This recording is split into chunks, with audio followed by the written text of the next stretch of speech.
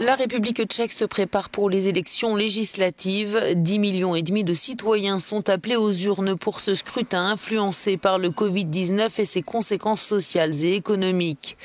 Un scrutin pour lequel le mouvement ANO de l'actuel Premier ministre et milliardaire Andrej Babiš et principal parti de l'actuelle coalition gouvernementale semble le mieux placé. Andrej Babiš qui bénéficie par ailleurs, selon certains analystes, du soutien du président tchèque Miloš Zeman.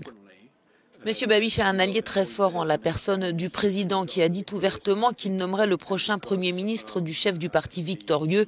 Or, les principaux adversaires de Monsieur Babiš sont deux coalitions dont Monsieur Zeman ne reconnaît pas les orientations politiques. Il nommera donc à nouveau Andrej Babiš.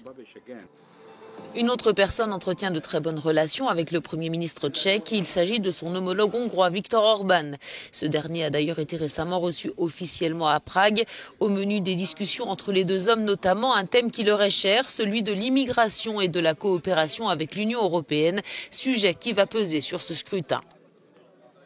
De son côté, le parti pirate, perçu comme le parti des jeunes électeurs libéraux urbains, s'est allié avec le parti des maires pour, dit-il, dire la vérité sur Andrej Babiš, rendre son avenir au pays et défendre la transparence.